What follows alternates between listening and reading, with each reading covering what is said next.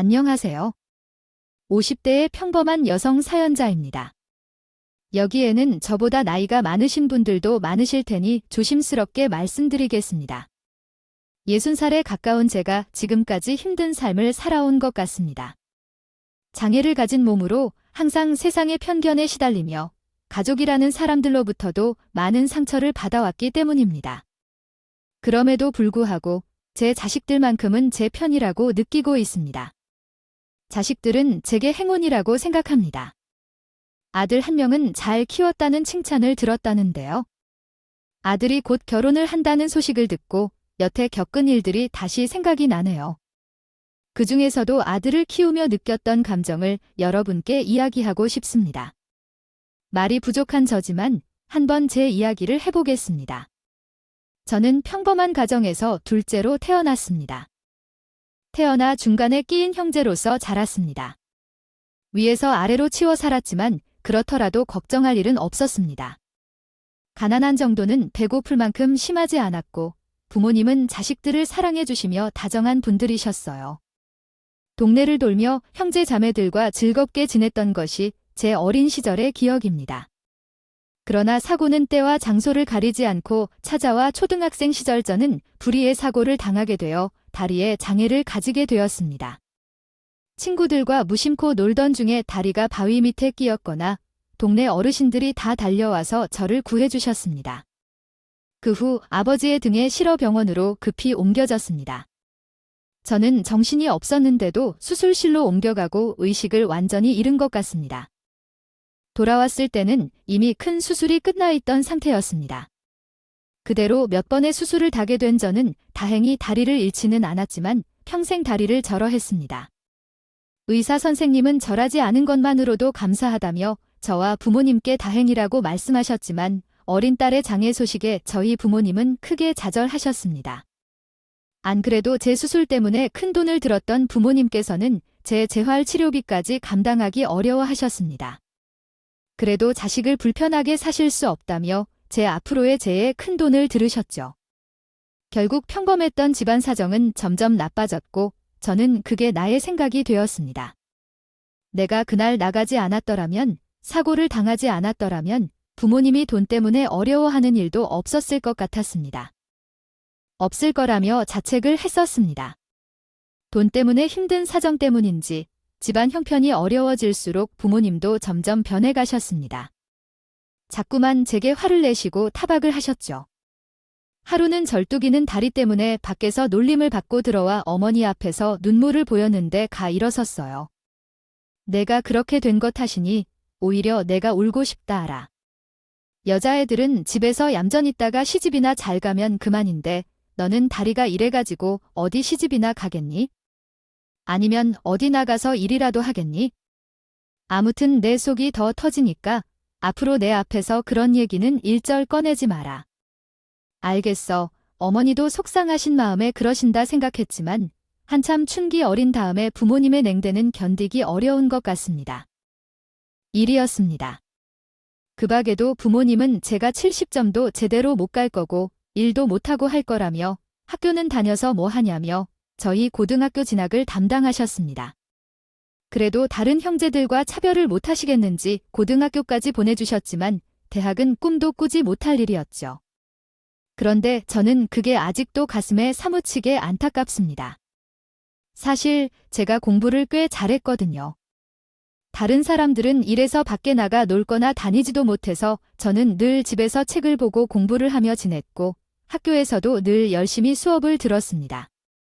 장애를 가졌으니 남들처럼 활동을 할 수도 없고 운동을 잘하거나 다른 재능이 있던 것도 아니었으니 공부만이 제가 할 수 있는 유일한 일이라고 생각했습니다. 그래서 정말 코피날 만큼요. 심히 공부했고 좋았어요. 하지만 대학에 가기에는 여력이 없었습니다.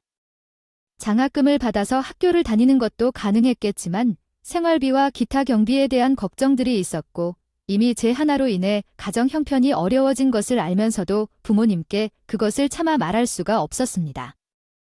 그래서 저는 대학을 포기하고 일찍 돈을 벌기로 시작했어요.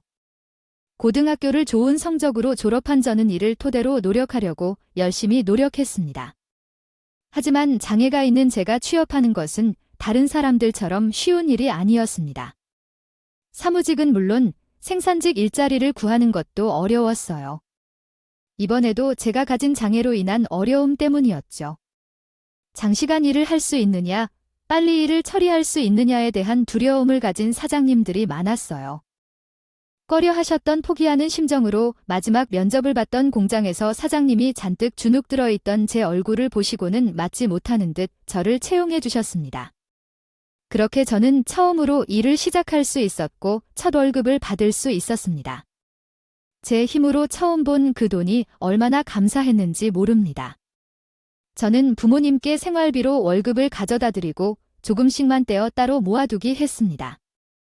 나중에 장사를 시작할 때 쓸 준비금이었거든요.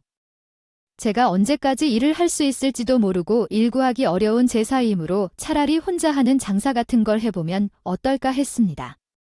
그 노력한 저는 몇 년 만에 목돈을 마련할 수 있었습니다.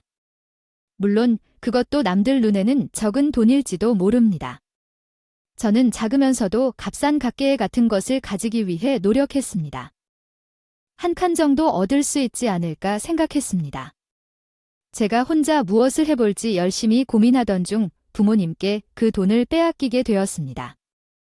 혹시나 싶어서 통장까지 꾹꾹 숨겨두었는데 어떻게 하셨는지 부모님이 동생의 학비를 보태라며 그 돈을 내놓으라고 하셨습니다. 영순아, 정말 실망이다. 너는 왜 이러는 거니? 내가 누구 덕에 먹고 사는 건데? 다른 주만 열심히 사는 건 너는 정말 다른 식구들 생각은 안 하는 거니? 우리가 누구 때문에 이렇게 된 건데? 이기적인 생각만 하고 있어? 돈이야 또 벌면 되는 거니깐. 그 돈은 우리 다오. 너는 몸이 그래서 못 갔어도 동생은 대학 보내야 될 것 아니냐? 제가 밥값에 차비까지 아껴서 모은 그 돈까지 내놓으라고 하는 부모님을 보니 저는 희망이 없어지는 것 같았습니다. 그 정도는 저도 욕심을 부릴 수 있다고 생각했어요. 아무리 나 때문에 집안 가세가 기울고 부모님 속을 썩였다 하지만 내가 이렇게 되고 싶어서 이런 것도 아닌데 부모님이 나를 자식으로 생각하시는 건지 알 수 없었습니다. 어릴 적에는 무조건 내가 참아야 한다 생각했는데 그때는 내가 대체 어디까지 참아야 하는지 더 견딜 수가 없었어요. 그래서 결국 마지막 희망까지 가족에게 빼앗긴 저는 그 길로 집을 뛰쳐나왔습니다. 인연을 끊겠다는 제게 부모님은 다리에 장애가 있는 제가 나가서 얼마나 잘 살겠냐 끝까지 막말을 하셨습니다. 그 얘기를 들으니 혹시나 싶어 미련이 생기려던 것도 사라졌습니다. 그래서 저는 훌훌 털어버리고 새 출발을 하고 싶었습니다. 예상은 했지만 정말 쉽지는 않았어요.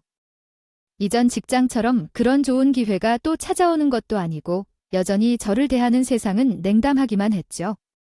다시 일을 구하러 길을 하던 저는 어느 식당 앞에 붙어있는 구인글을 보게 되었고 용기를 내어 문을 열었습니다. 어서 오세요. 몇 분이세요? 아, 저 여기 밖에 사랑하고 한다는 글 보고 들어왔는데요. 아, 그래요. 이런 일은 해봤어요. 아니요. 식당은 인저 그래도 요리는 좀 할 줄 알고 공장에서 일한 경험도 있어요. 시켜만 주시면 모든 것을 열심히 할 수 있습니다. 근데 다리가 불편한가 봐요. 제대로 못 걷는 것 같은데? 나이는 아니고 좀 저어요. 근데 일은 잘할 수 있습니다. 있어요. 아유 그래도 뭔 불편한 사람은 좀 그런데 이번에도 안 되려나 싶은 저는 그 한식당 사장님께 애걸하기 시작했습니다. 제가 한 번만 써봐 주세요. 제가 일이 급해서 그래요. 못 믿어 오시면 한 달 뒤에 잘라도 되고 남들보다 월급을 덜 주셔도 돼요. 제발 일만 좀 하게 해주세요. 그럼 일단 오늘부터 일해볼까요? 그렇게 저는 우연히 찾아 들어간 한식당에서 일을 구할 수 있었습니다. 물론 보통 사람들보다 한참 안 되는 월급을 받아야 했지만 그게 어디냐며 일을 하게 해주신 것만으로 감사하게 생각했습니다. 시키신 일을 못하면 괜히 다리 때문이라는 얘기를 들을까 봐 남들보다 몇 배는 더 열심히 했습니다. 어쩌면 저는 장애를 얻은 뒤로 늘 그렇게 열심히 살아야만 했던 것 같습니다. 그래도 덕분에 남들보다 끈기도 좋고 인내심도 많았어요. 남들은 못하겠다고 금세 포기하는 일도 저는 군말 없이 해왔으니까 말이에요. 그 덕분인지 처음에는 저를 반신반혀 걱정하시던 사장님도 저를 계속 일을 하게 해주셨습니다. 그렇게 저는 설거지부터 시작하여 열심히 일을 배웠습니다. 한 식당은 규모가 그리 작지 않아서 저 말고도 일하는 직원이 몇 명 더 있었습니다. 저처럼 주방에서 설거지와 음식을 다루는 아주머니 한 분이 계셨고 요리하시는 사장님과 홀에서 서빙을 하는 직원 둘셋 정도가 있었습니다. 그 중에서도 주로 홀을 관리하는 남자 직원이 유독 친절했어요. 무거운 짐을 옮길 때면 항상 도와주고 제가 버거하는 일을 늘 따라붙어 주었습니다. 도와주었죠. 다른 직원들은 어린 나를 무시하거나 다르다며 비웃기만 했는데 그 남자 직원만큼은 한 번도 그런 적이 없었어요. 오히려 그 사람과 함께 있을 때는 나에게 장애가 있다는 것을 인지하지 못할 정도였습니다. 나를 잘 대해주는 남자가 처음이어서 그런지 나는 언젠가부터 그 사람에게 호감을 느끼게 되었습니다. 그 사람도 제게 이성적인 관심이 있었던 건지 유독 나에게 잘 대해주는 것 같았고요.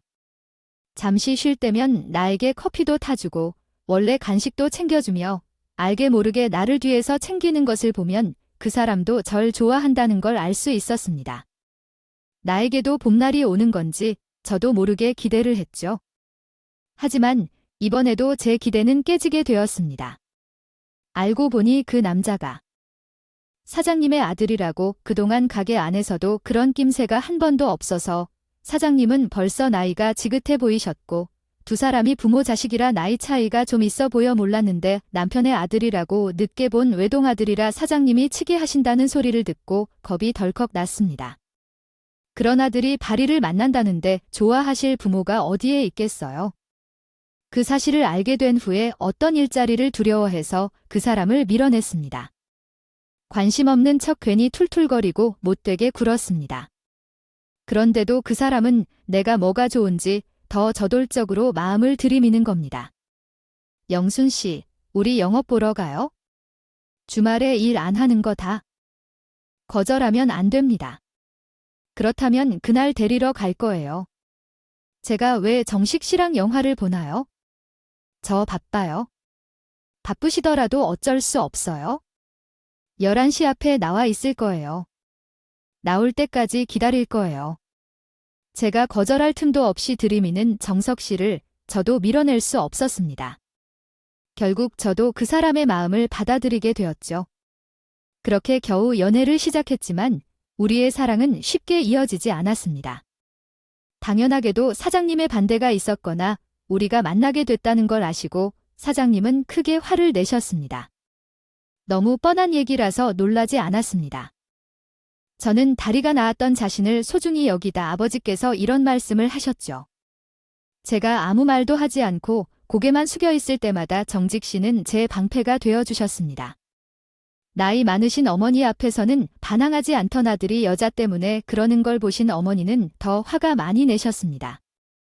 정식도 저도 그만한 마음이 아니었지만 끝까지 지켜냈습니다. 영순 씨, 나는 영순 씨가 아니면 안 돼요. 그러니까 제발 포기하지 말고 조금만 기다려주세요. 어머니는 내가 어떻게 하든 도와드릴 테니 영순 씨만 마음 편하지 말고 기다려주세요. 저도 많이 힘들고 버거웠지만 그런 정씨를 믿고 꿋꿋이 버텨냈습니다. 어머니는 아버님 앞에서는 약한 모습을 바라지 않습니다. 부인이셨어요. 아무리 무섭게 협박을 하고 화를 내신 듯이 들 죽겠다 하는데 어머님도 언제까지만 반대하실 수 있겠어요? 결국 어머니는 마지못해 우리의 관계를 허락하시게 되었고 우리는 드디어 결혼에 성공할 수 있었습니다. 어렵게 어울리는 행복이라 그런지 더욱 행복했던 것 같습니다. 물론 어머니는 여전히 저를 마음에 들어하지 않으시지만 그래도 가족으로는 생각을 하시는지 제게서 하루빨리 손자를 보기를 원하셨습니다. 중략 한국 전쟁 때 피난길에 가족들을 모두 잃고 일가 친척 없이 외롭게 사셨던 어머님은 결혼도 늦게 하시고 자식도 늦게 보셨어요. 아버님도 일찍 돌아가시고 하나뿐인 아들만 의지하며 사셨던 분이죠. 그래서 어머님은 대를 이어야 했습니다. 강박이 심한 분이셨습니다. 딸을 며칠 낳던 아들은 꼭 낳아야 한다고 말씀하셨고 심지어는 아들을 멱쓰면 저한테 큰 선물을 해주시겠다 하셨죠. 내가 결혼 전에 너를 반대하기는 했었지만 그래도 우리도 이제는 가족이 아니냐? 내가 우리 집 며느리로 들어온 이상 나는 너한테 바라는 거 하나밖에 없다. 내가 어린 나이에 화되고 얼마나 고생하며 살았는지 너는 들어도 모른다. 온갖 고생하면서 늦은 나이에 남편 만나서 정식으로 하나 겨우 얻었다. 기대던 남편마저 일찍 죽고 하나뿐인 아들마저 어찌 될까 봐 불안에 떨면서 살았어. 그러니 누가 뭐래도 꼭이어야 하지 않겠니? 내가 아들만 나면 내가 이하게 너희들한테 물려주지 마. 어머니가 얼마나 손자를 바라는지 남편보다 제가 더 자세히 알았습니다. 제가 딸의 입장에서 그러는 것일지라도 딸인지 아들이든지 자식이라는 것은 귀중한 것이 아닐까 생각했습니다. 하지만 어머님은 예로부터 그러셨던지 혈통과 가문에 대한 집착이 매우 강한 편이라 나름의 아픔이 많은 탓도 있겠죠. 그러한 탓에 어머니는 무엇보다 소중히 여기시는 상정까지 내세워서 제게 아들을 낳으라고 하셨지만 저는 그런 것과는 상관없이 소중한 아들을 얻었습니다. 아들이라는 것이 좋은 것이 아니라 그저 사랑하는 남편과의 사이에서 낳은 자식이라는 것이 너무나 기쁘게 느껴졌습니다. 남편을 닮은 우리 아들은 저희 부부의 행복이었습니다. 그래도 같은 갑이면 다 하라고 하지만 아들만 나면 집안을 물려준다고 하시더니요. 주시겠다는 어머니의 말씀과 달리 우리 부부 상황은 별로 변한 게 없었어요. 어차피 나는 죽으면 닫을 것이기 때문에 지금부터 내 가게로 생각하고 더 열심히 해야겠다고 생각했어요. 더 열심히 살아야 한다는 거죠. 어머니는 우리에게 식으려고 말씀하셨지만 이 식당을 물려받으려면 음식을 배워야 할 것이고 저는 물론이고 아끼는 아들에게조차도 꾸준 일만 시키시고 중요한 것들은 늘 비밀로 하셨어요. 말로는 매번 물려줄 것이라며 호언장담하셨지만 그게 대체 언제가 될지도 모르는 것이고 우리는 그 말만 믿고 다른 일을 할 수 없이 힘든 식당 업무에만 매달려야 했습니다. 하지만 손자는 기가 막히게 예뻐하셔서요. 매번 하나뿐인 손자 선물이라며 비싼 옷과 물건들을 사다 주시는 덕분에 우리 부부는 어머님께 박복받으면서 빠듯하게 살았어도 우리 아들만큼은 넉넉하게 살았네요. 어차피 부모들은 자식만 행복하면 그만이니 우리도 그냥 그렇게 살았습니다. 그래도 제게는 사랑하는 남편이 있었으니까요. 하지만 그 행복도 그리 오래가지는 못했습니다. 남편은 고생을 너무 많이 해서 그런 건지 우리 아들이 중학생이던 때에 병을 얻고 말았습니다. 담배도 안 피는 사람이 폐암에 걸린다는 것이 믿어지지 않았지만 매일 나빠지는 남편을 보며 다른 생각을 할 수가 없었습니다. 남편이 버텨주기만 한다면 더 나빠할 게 없었지만 가족들의 바람과 달리 남편은 1년을 채 버티지 못하고 먼저 하늘나라로 떠나버렸습니다. 죽어서 이라도 좀 있었다면 좋았겠지만 그동안 어머니 가게에서만 일하던 저희는 별로 모아둔 돈이 없었습니다. 게다가 여태 시어머니 집에 얹어 사느라 당장 집을 구할 수도 없었죠. 그렇다고 제가 어머니를 벗어나서 다른 일을 할 수 있는 것도 아니었습니다. 사실 마음 같아서는 남편까지 떠난 마당에 시어머니 옆을 지키고 싶지 않았지만 다리 탓에 다른 직장을 얻는 게 힘들었던 저는 결국 시어머니 밑에서 계속 일을 해야 했습니다. 결국 저는 다른 선택지 없이 시어머니 밑에서 더한 고생을 견뎌야 했습니다. 어머니는 남편이 하던 일을 제게 떠맡기셨고 저는 남편이 죽고 남편이 그동안 얼마나 고생했는지 알게 되었습니다. 가족이라는 이유로 시급도 못 되는 돈을 받으며 직원들보다 몇 배로 힘든 일을 하고 있는데 식당에서만이 아니라 시어머니까지 돌보고 있었기 때문입니다. 그동안 남편이 혼자서 그렇게 힘들게 고생했다는 사실에 정말 놀랐습니다.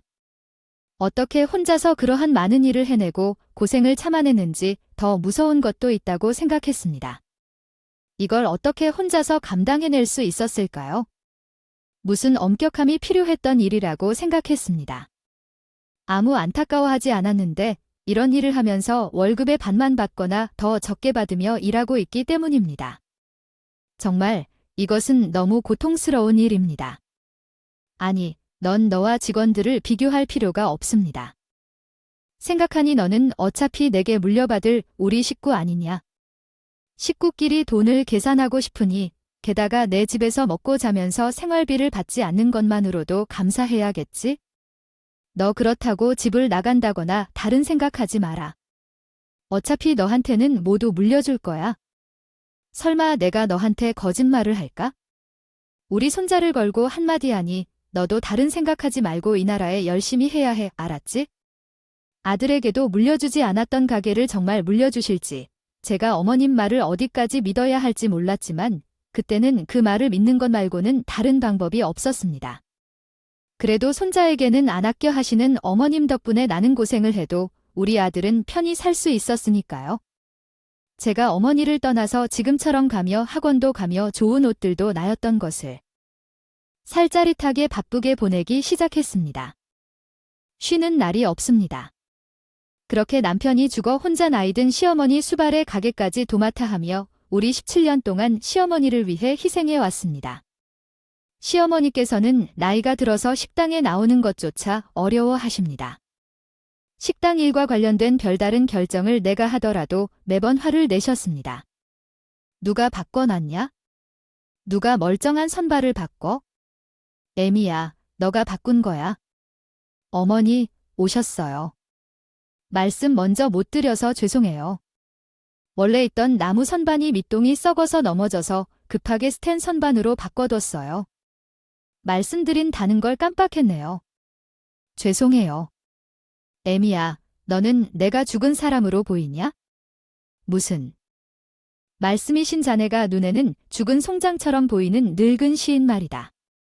자네가 내 허락도 없이 외식당 일을 함부로 결정하는 행동을 한 것이 몇십 년 동안 옆자리에 앉아 있으니 자네가 주인 역할을 하려는 것인가?